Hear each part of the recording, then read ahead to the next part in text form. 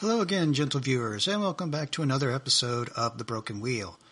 We're close to the premiere of the first episode of The Wheel of Time, and I, for one, am really excited.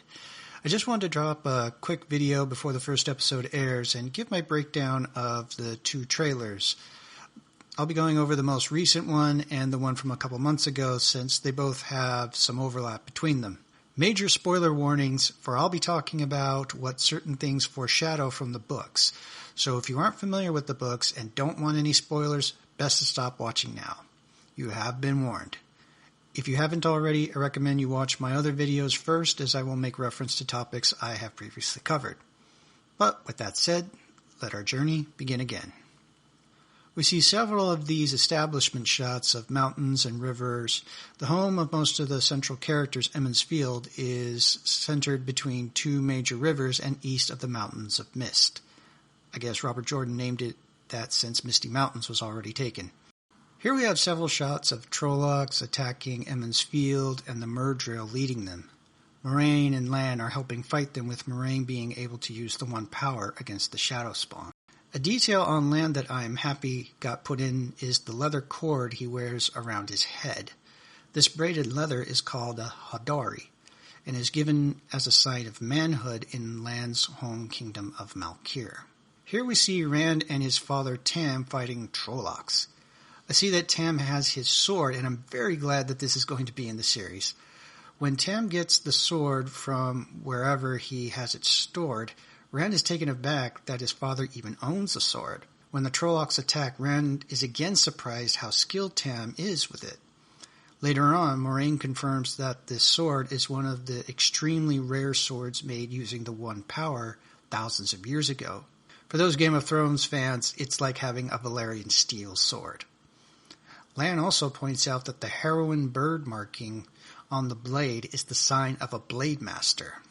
This is all a lot for Rand to take in, for he realizes he doesn't know his father as well as he thought, in spite of knowing Tam all his life.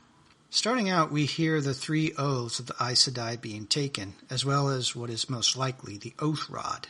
This is taking place in the Hall of the Tower, where we can see the sitters from all the Ajahs being presided over by the leader of the Aes Sedai at the Amyrlin seat. There's a lot of focus on Moiraine in the second trailer. I'm wondering if she's going to be the main character in the beginning until there's enough character growth for the younger characters to take over. I'm not sure what's happening here, but I love the implications. Both Moiraine and Lan are showing some real emotion here, and it says a lot about their relationship, considering they're both people that don't show their emotions. Moiraine does love Lan, but not in the romantic sense, rather in the sense that they are comrades, having shared many hardships for almost 20 years. I guess correctly that this is one of the Children of the Light, and you can kind of see the blazing golden sun behind him. Turns out he is Eman Valda, played by Abdul Salis. Valda has the rank of Lord Captain, putting him among the children's senior leadership. He's also a very skilled swordsman, having achieved the title of Bladesmaster. This, I believe, is a yellow Aes Sedai that he is burning at the stake like a witch trial, which fits the methods of the Children of the Light perfectly. I do wonder how he managed to accomplish that, though. However, we see it's obviously not the first time he's done this, as he has a collection of great serpent rings. While early on in the books we do see a budding relationship between Rand and Egwene, here we see that their relationship is already to the point where they are sleeping together. In the books, they are still in the awkward will they, won't they stage, having not even kissed. They do end up drifting apart from each other and finding love with other people, though. When I first saw this, I thought that was Moiraine pushing Egwene into the river. But as you can see, it's actually Nynaeve. My reasoning is that this struck me as a crash course for Egwene to learn to embrace the female half of the One Power Saidar. For Saidar is said to be a river of power that must be surrendered to in order to gain control. That's the metaphor I see here, anyway. Seeing Egwene coming out of this pool with the stripes of color clinging to her is referring to the fact that she will become the Amyrlin seat. You'll notice the colors are the 7 colors of the Aes Sedai Ajahs.